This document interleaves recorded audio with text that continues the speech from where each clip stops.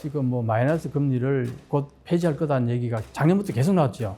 못할 거라나 봐요. 일본 은행이 사기치고 있는 거예요. 정시가 저렇게 활용이 됐는데 일반 국민들은 오히려 더 가난해지고 있단 말이에요. 버블의 조짐이 보인다 이거예요. 버블 때도 그랬어요. 꺼지기 전까지는 다 긍정적인 글로 도배가 됐죠.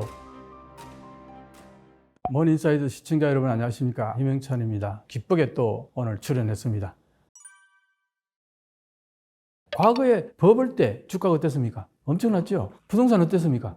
엄청났죠. 그러다 어떻게 됐어요? 하루아침에 퍽 꺼지고 나서 그냥 곤두박질 쳤죠. 지금 그러지 말라는 법이 있습니까? 사실상은 나는 그때 버블 때하고 비슷한 양상을 보이고 있다고 봐요. 왜 그런지 한번 얘기를 할게요. 지금 주가가 저렇게 올라가면은 일반 국민들이 먹고 살기가 좋아져야겠죠. 근데 그렇지가 않아요. 일반 국민들은 아무런 영향을 미치지 않아요. 그 주가가. 오히려 주가가 저렇게 올라가는 게 몇 가지 얘기를 들면요. 근본적으로 엔저 때문에 그런 건 있어요. 외부에서 보면 달러를 가지고 일본 주가 살 사람 입장에서는 엄청 싸진 거잖아요. 20, 30% 싸진 거나 마찬가지잖아요. 아니 105엔, 110엔 하던 게 거의 150엔 가까이 떨어졌으니까 싸게 보이는 거예요. 달러로 살려면은. 그런 것도 있고 또 하나는 일본 정부가 주가를 계속 부양시켜요. 일본 은행이 주가를 엄청 산다는 거예요. 이게 있을 수 없는 얘기입니다. 한 나라의 중앙은행이 자국의 주식을 산다는 것은 있을 수 없는 얘기예요. 전 세계에 아무 데도 없을 겁니다. 그건 왜 그러냐 하면은 중앙은행의 제일 중요한 것이 금융시장의 균형을 유지하는 거예요.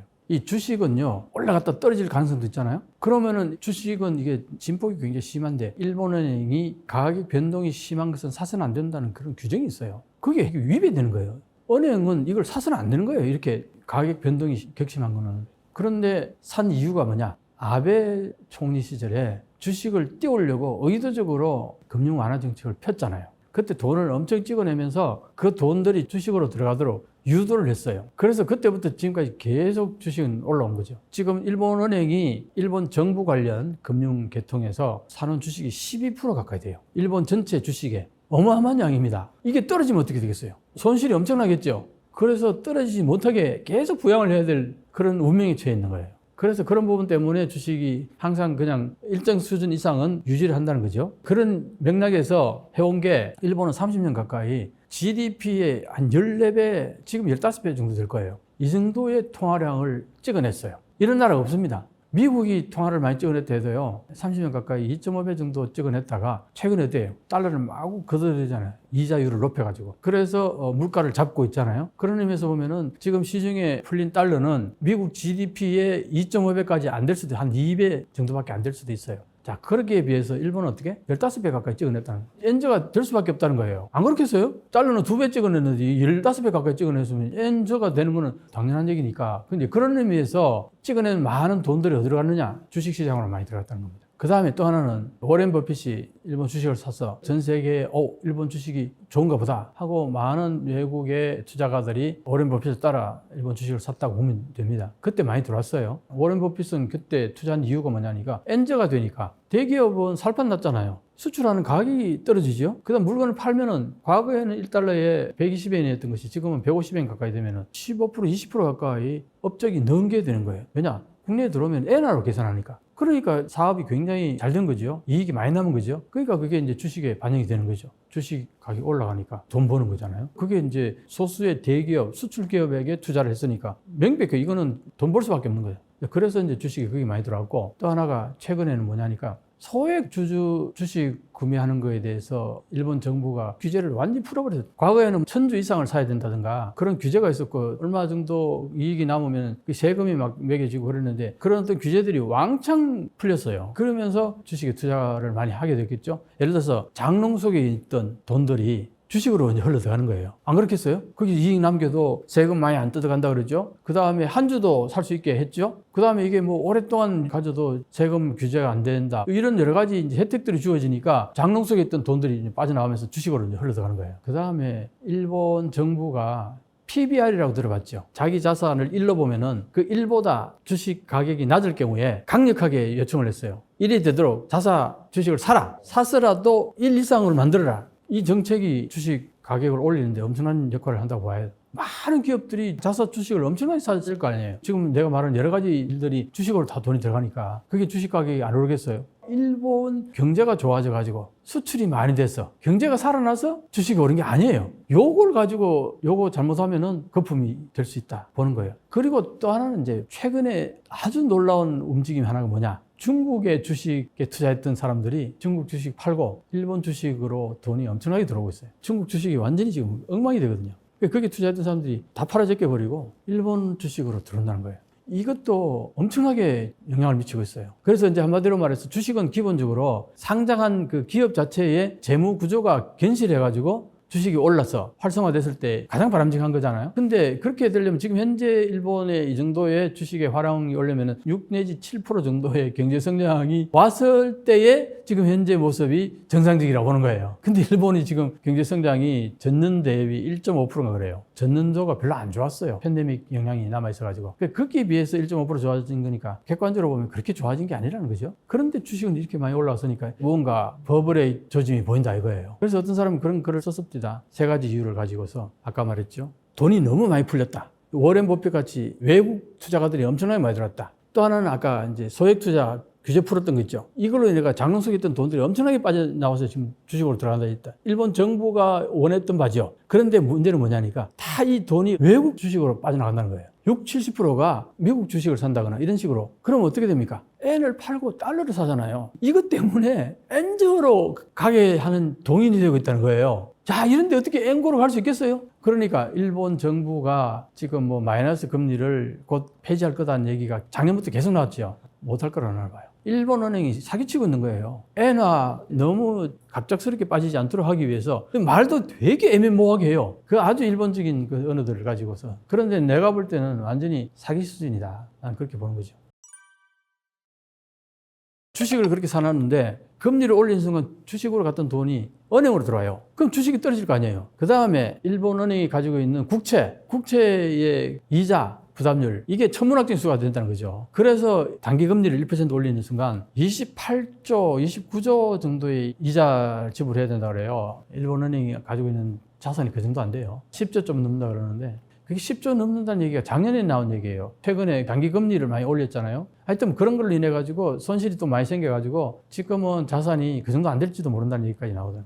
나는 올리지 못할 거라고 봅니다. 지금까지 안 올렸잖아요. 엄청나게 그 올리라는 프레셔도 있었고 다들 그쪽으로 갈 거라고 시장이 다 그렇게 얘기했는데도 안 올리잖아요. 왜 안 올리겠어요? 안 올리는 게 낫다고 생각하니까 안 올리는 거죠. 근데 앞으로 바뀔 가능성이 별로 없어요. 여러 가지 지표로 보면은. 올리는 순간 수출 지금 잘 되고 있잖아요, 대기업들이. 근데 그게 안 될 거란 말이에요. 그래서 대기업들이요. 특히 이런 얘기겠습니다. 대기업하고 누구하고 밀접하겠어요?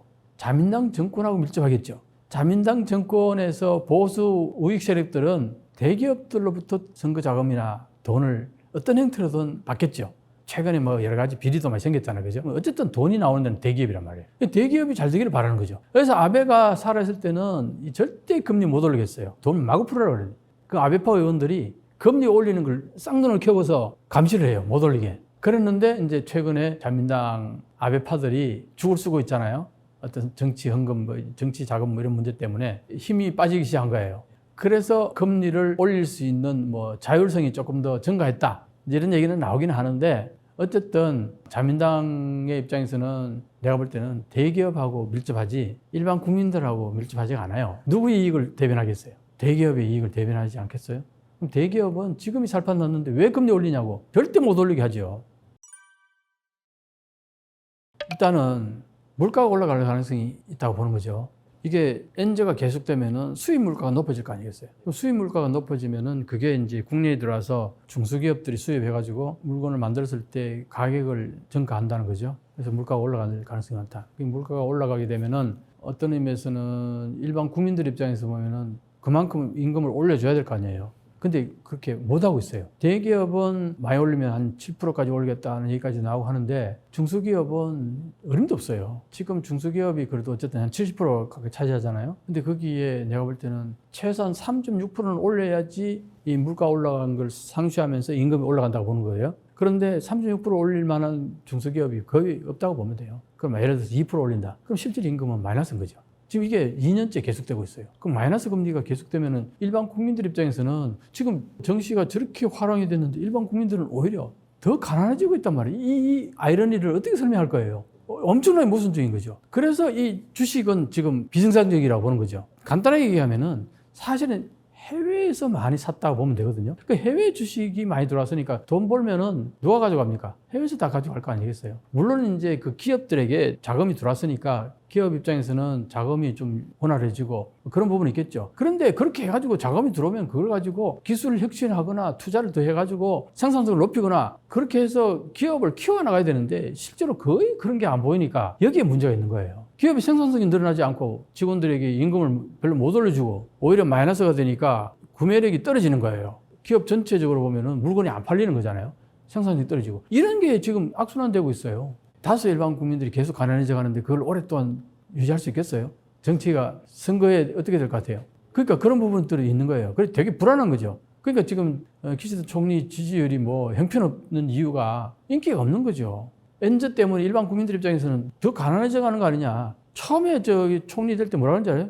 임금을 배정한다 그래. 배로 올려주겠다. 말도 안 되는 소리를 했다고요. 배정은커녕 오히려 마이너스 되고 있으니 이제 일반 국민들 입장에서 보면 꼭지 돌죠. 최근에 물가가 엄청 가파르게 올랐다가 조금 이제 주춤했어요. 왜냐? 그게 이제 수입 물가가 좀 떨어지니까. 에너지 가격도 조금 이제 안정이 되고 식량 가격도 좀 떨어지고 하니까 오히려 물가가 조금 내려오는 부분이 없지 않아 있어요. 물가가 예를 들어서 2% 이상을 계속 가야지 마이너스 금리를 해제하겠다 이랬거든요. 중앙은행에서. 근데 지금 그게 또 안 되면은 마이너스 금리 해제 안 해요. 근데 내가 볼 때는 해제 안 할 것 같아요. 4월까지는 안 할 거라고 보고 그 이후에도 큰 변화가 없잖아요, 지금. 일본은행이 계속 주장하는 건 뭐냐니까 디플레이션을 빨리 탈출하고 싶어서 지금 돈을 마구 찍어낸 거 아니에요. 그런데 디플레이션이 오히려 지금 마이너스로 가고 있잖아요. 노동자들 구매력이 더 떨어지고. 그런데 어떻게 금리를 올립니까? 못 올리는 거죠. 정시가 어쨌든 올라가니까, 수치가 올라가니까. 단순히 수치가 올라가는 거는 많은 돈이 일본으로 들어오고 있다, 뭐 그런 얘기니까 거기에서 긍정적으로 보는 부분도 있겠죠. 그래서 이제 그 돈을 잘 활용을 해서 일본 기업들이 살아날 수 있는 혁신도 좀 하고 그런 기회는 이제 주어졌다 이렇게 보는 거죠. 근데 그걸 잘 기회를 살려가지고 그 돈을 가지고 잘 해내면 괜찮은데 그동안 일본 정부가 돈을 엄청 그렇게 찍어내면서 얼마든지 돈을 갖다 쓰라고 했는데도 안 했잖아요. 정시에 돈이 들어온다고 그게 가능하냐고요. 그래서 이거는 거품이다고 나는 보는 거죠. 거품이라는 게 뭐냐? 싹 들어왔다 어느 날 한꺼번에 싹 빠져갈 수 있다는 거죠. 그게 왜냐? 해외에서 많이 돈이 들어왔다는 거죠. 이거는 유동적이라는 거예요. 특히 유동적인 게 중국에서 돈이 쫙 빠져들어가지고 일본에 부동산도 많이 사고 주식도 많이 사고 이런 부분이 있다는 거죠. 그래서 그 부분이 언제까지 갈 거냐 이거예요. 벌침 한 방울 푹 찔러버리면 푹 꺼지는 게 될지도 모른다. 그런데 그 판단은 사쿠라가 필 때쯤이면은 한가름이 날 거다. 이게 한두 달, 두세 달 이렇게 보는 거예요. 버블 때도 그랬어요. 꺼지기 전까지는 다 긍정적인 글로 도배가 됐죠. 꺼지고 나자 다들 기겁을 했잖아요. 이것도 그럴 가능성이 있는 거죠. 이 기사라는 게요. 자기 이해관계에 따라 쓰는 기사도 되게 많아요.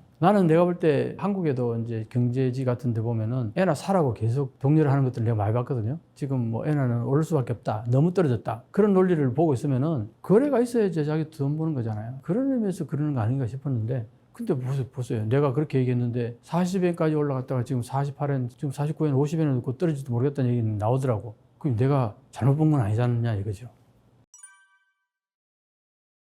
한국은 사실 디스카운트 된 부분이 많아요. 옛날부터 코리아 디스카운트 얘기 많이 하잖아요. 그리고 또 정시장이 좀 더 정의로워지고 좀 더 선진화되어야 된다. 그런 얘기는 있어요. 주가 조작하는 이런 일들이 아직 있잖아요. 이런 것들이 있을 수 는 어떤 시스템이 잘 정비가 돼야 된다는 거죠. 그래야지 믿고 여기 주식을 투자할 거 아니에요. 그런 의미에서 보면은 한국은 주식시장이 해외에서 볼 때 그렇게 믿음직하지 못하다고 보는 경향이 있다는 겁니다. 그런 의미에서 보면은 그런 것들은 정부가 정권 문제에서 좀 더 개혁이라든가 그런 것들을 좀 해나가야 되지 않겠나 그런 생각이 들고 나는 이제 계속 얘기하는 게 한국은 실물 경제가 어느 정도 탄탄해요. 생산성도 나쁘지 않고.